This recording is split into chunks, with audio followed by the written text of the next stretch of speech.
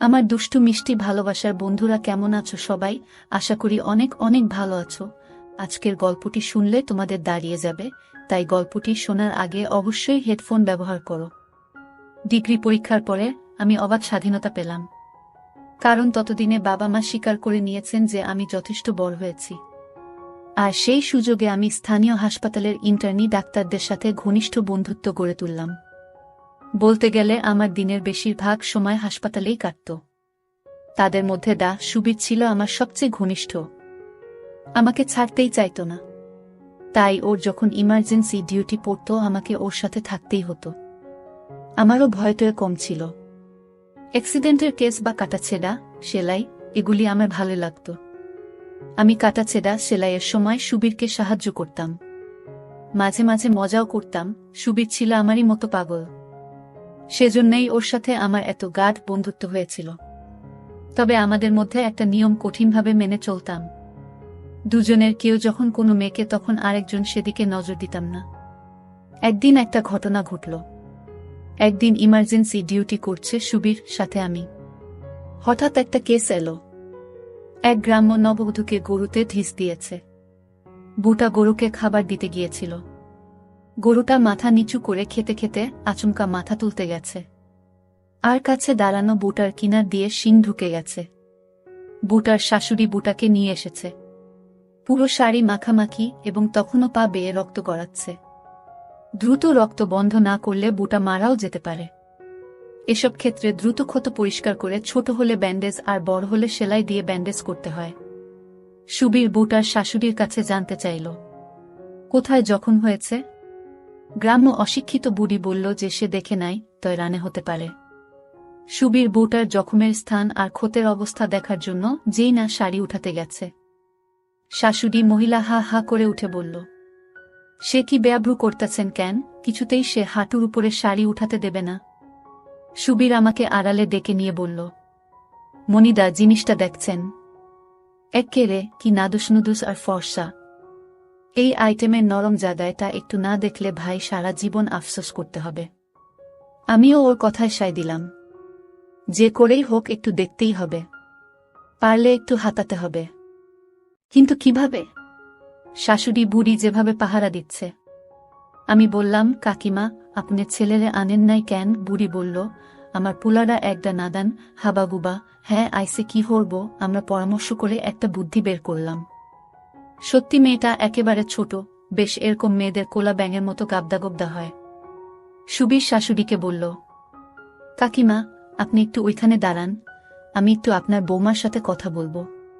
শাশুড়ি রাজি হয়ে একটু দূরে সরে গেল বটে, কিন্তু তীক্ষ্ণ দৃষ্টি রাখল আমাদের দিকে। সুবীর বউটার কাছে জিজ্ঞেস করল, আঘাতটা কোথায়?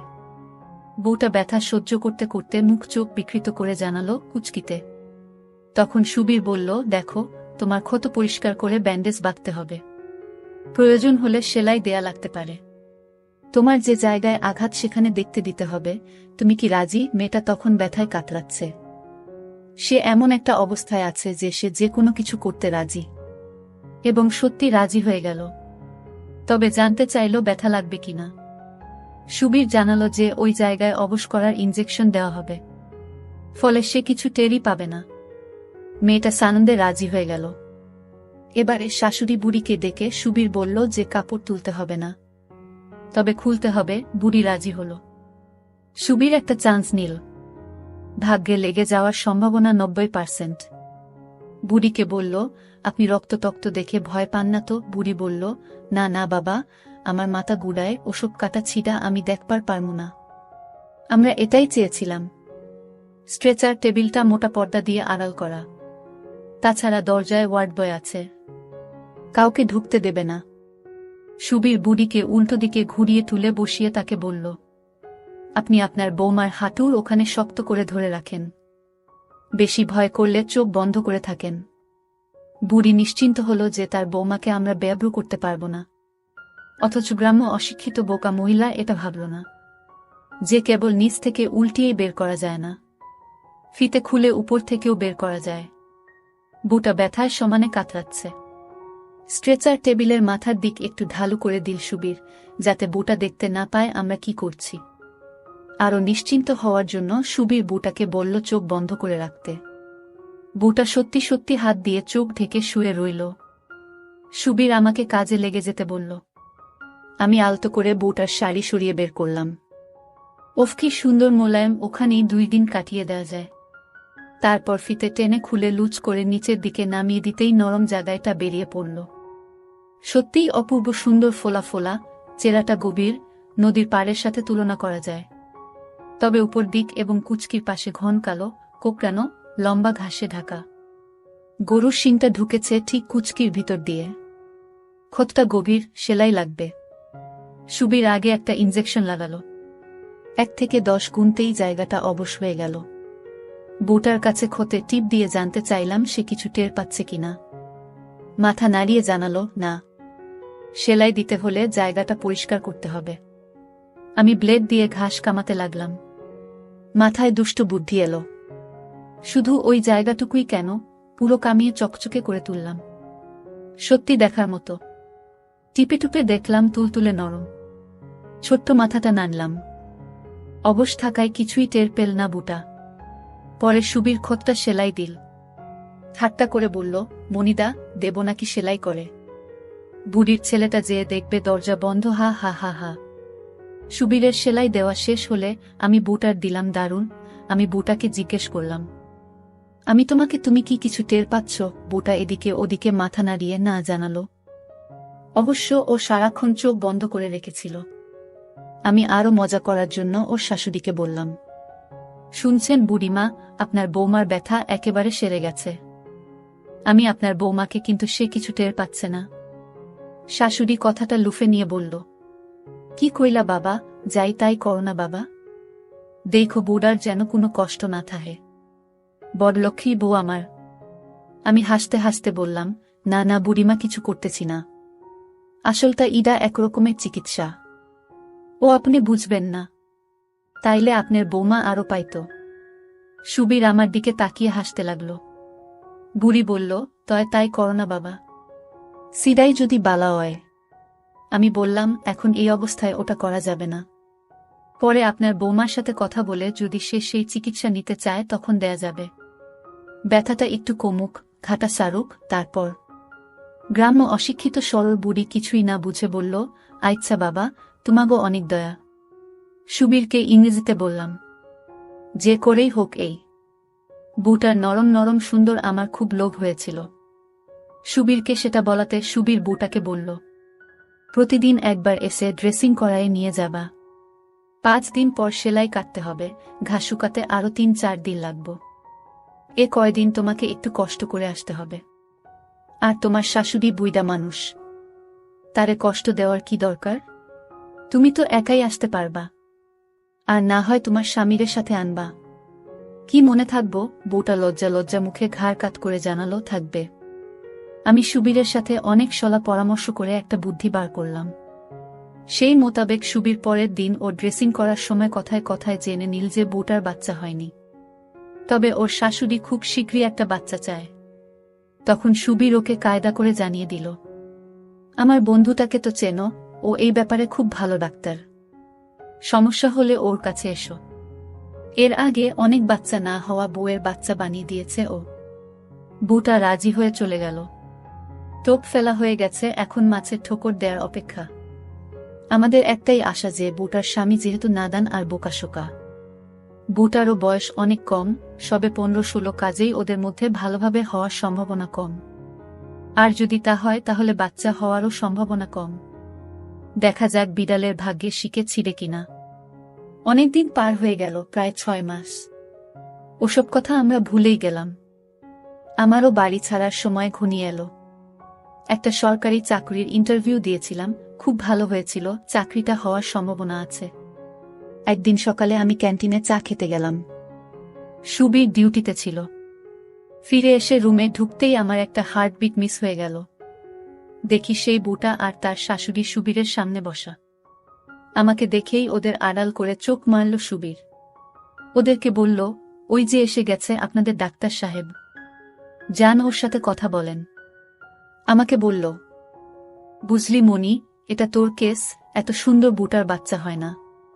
তুই একটু চেক টেক করে দেখ কিছু করতে পারিস কিনা। আমি খুব গম্ভীর ভাব নিয়ে বললাম, এসো। আমি ওদের নিয়ে একটা খালি চেম্বারে বসালাম। ওই চেম্বারে ডাক্তারের পদ খালি ছিল, কাজেই কারো আসার সম্ভাবনা ছিল না।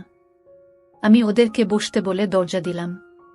ডাক্তারের চেয়ারে বসিয়ে বললাম, বল তোমাদের কি সমস্যা।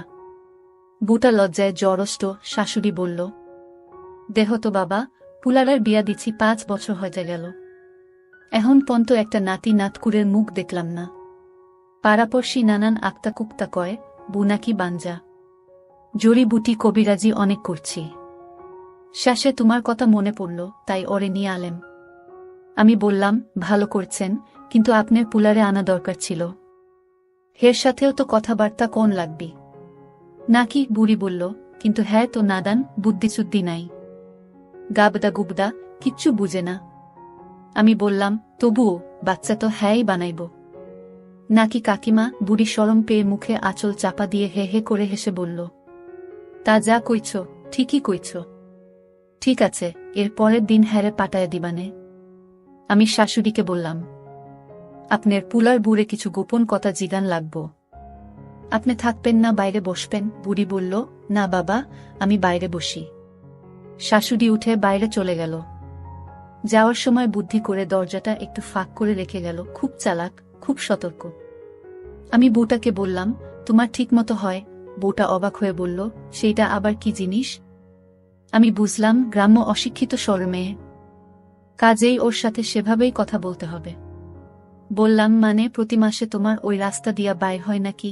বউটা এবারে বুঝতে পারল। শরমে মুখে আঁচল চাপা দিয়ে বলল, ওগারোতা হয়।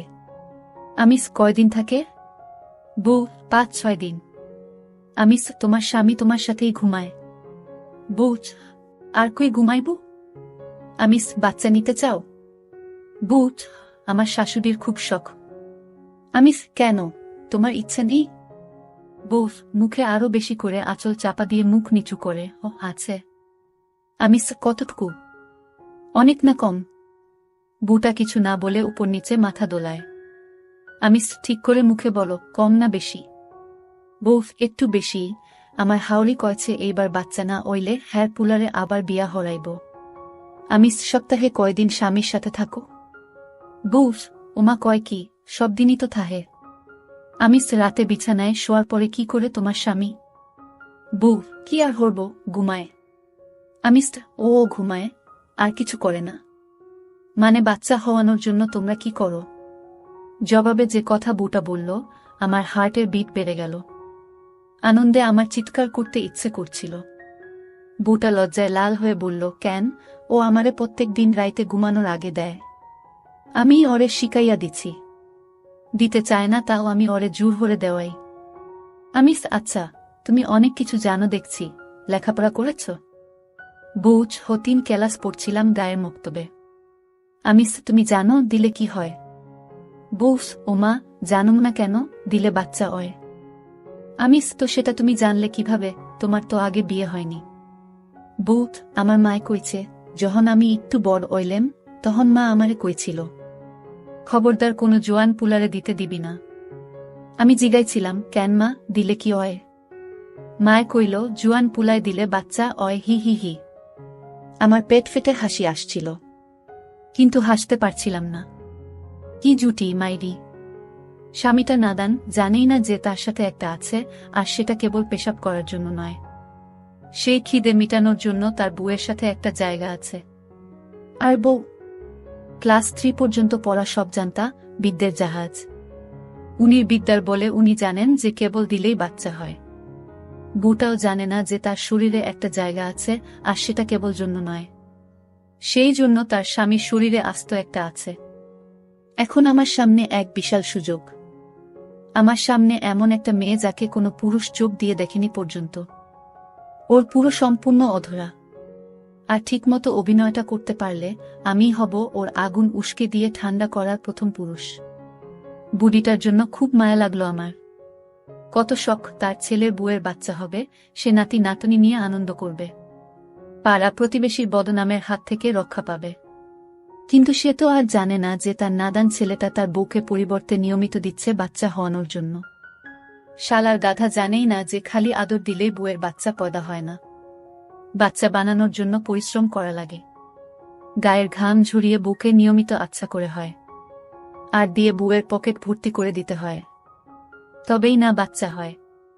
ওর বউটাও আরেক নাদান, তা না হলে হয়তো আর কাউকে দিয়ে নিজের জুড়াতে পারত, পেটে বাচ্চাও আসত। দেখা যাক আমি কি করতে পারি। অনেকটা সহজ হয়ে উঠেছে বউটা। আমি ওর নাম জানতে চাইলাম, ও জানালো ওর নাম সুফিয়া। আমি তখন বললাম, বুঝলাম, কিন্তু তোমাকে একটা কথা বলা দরকার। তুমি যদি আমার চিকিৎসা নিতে চাও তাহলে এই কথাগুলি তোমার শোনা অতি জরুরি। সুফিয়া জিজ্ঞেস করল, কি কথা? বললাম, প্রথমত আমার সামনে লজ্জা করা চলবে না, লজ্জা থাকলে চিকিৎসা হবে না। মনে করো আমি যদি তোমার চিকিৎসা করি, তোমার সমস্ত আমাকে চেক করতে হবে। এই চিকিৎসা অনেক কঠিন, আমাকে অনেক কষ্ট করতে হবে। শুধু দেখা নয়, হাত দিতে হবে। তুমি যদি মনে করো তুমি এসব করতে পারবে না, তাহলে আর আমার কাছে এসো না। সুফিয়া মুখের কাপড় সরিয়ে হা হা করে উঠে বলল, না না ডাক্তার সাব, আমনে যা যা কইবেন আমি তাই করমু, অসুবিধা হইব না। কিন্তু খরচাপাতি কেমন লাগবো? বুঝেন তো আমরা গরিব গুরবা মানুষ। আমি বললাম, না খরচ বেশি লাগবে না, তুমি যা পারবে দিবে, না পারলে না দিবে। আমি আর বেশি দিন এই হাসপাতালে থাকব না, বড় জোর 2-3 মাস আছি। তুমি আমার শেষ রুগী, তাই তোমাকে আমি এমনিতেই চিকিৎসা করে দিয়ে যাব। তাহলে তুমি আমাকে সারা জীবন মনে রাখবে। কি রাখবে না? সুফিয়া লজ্জা হাসি দিয়ে বলল, ও অবশ্যই রাখমু। বললাম, তোমার বাচ্চা হলে যখন ওকে কোলে নিয়ে আমার কথা মনে পড়বে, তাই না? ও বলল, তা তো পড়বই, আমার কত আশা। আমি বললাম, আমি যা যা করতে বলি সব ঠিক করো, তোমাদের আশা ঠিকই পূরণ হবে। ঠিক আছে, আজ তোমরা যাও, কাল তোমার স্বামীকে সাথে করে নিয়ে এসো, তোমাদের দুজনের চিকিৎসা একসাথে করতে হবে। সুফিয়া রাজি হয়ে চলে গেল। ওদের বিদায় করে দিয়ে সুবীরের রুমে এসে মন খুলে আগে হো হো করে হেসে নিলাম। সুবীর বলল, কি রে, এত হাসছিস কেন? খবর ভালো মনে হচ্ছে। আমি সুবীরকে সব কথা খুলে বললাম।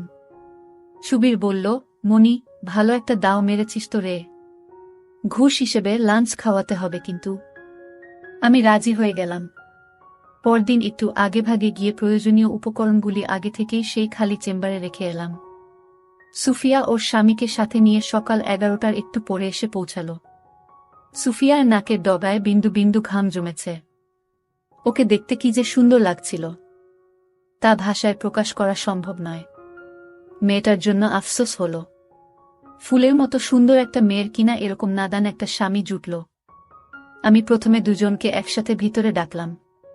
সুফিয়ার স্বামী আসলেই একটা নাদান, একেবারেই সরল সহজ, বোকার হদ্দ। নিজের কোনো বুদ্ধি শুদ্ধি নেই, বউ যেটা বলে সেটাই বিশ্বাস করে।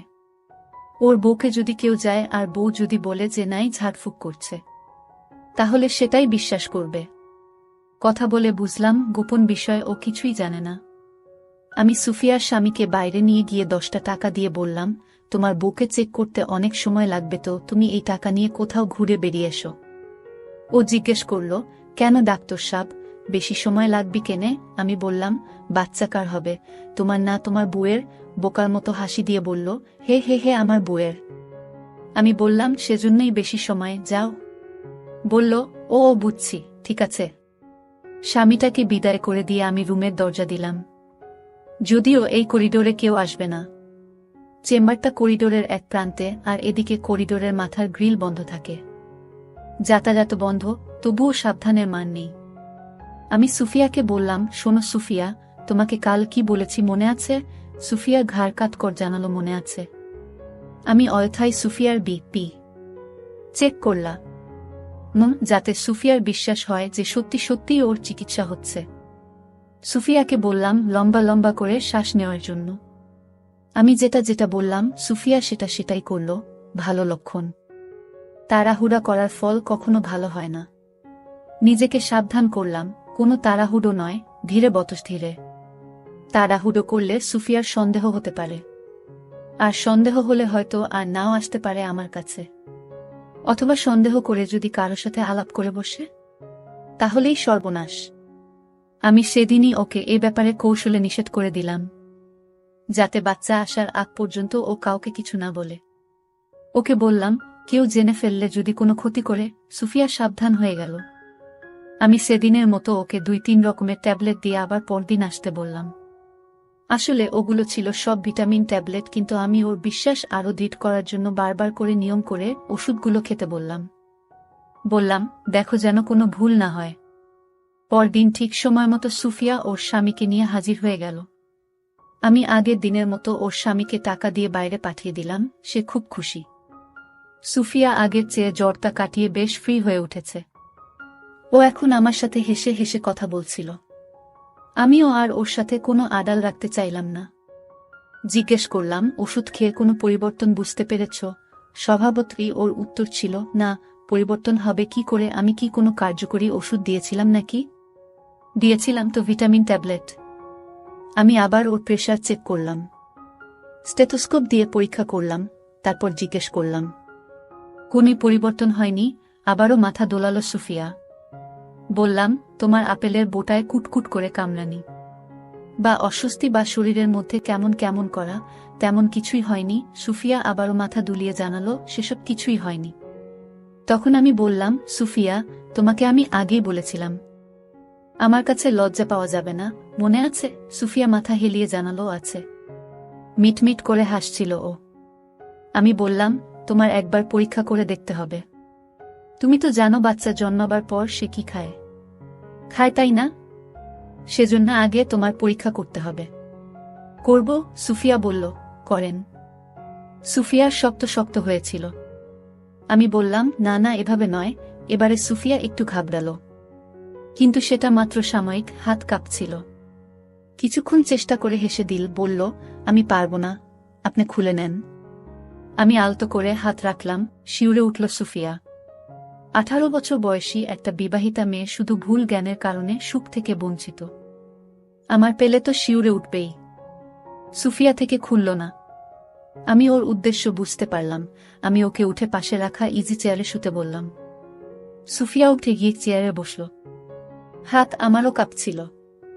এত সুন্দর দেখেই বোঝা যায় হাত পড়েনি, পুরোপুরি গোল। আমি ওর দিকে তাকিয়ে থাকার জন্য সুফিয়া লজ্জায় মুখটা অন্যদিকে ফিরিয়ে থাকল।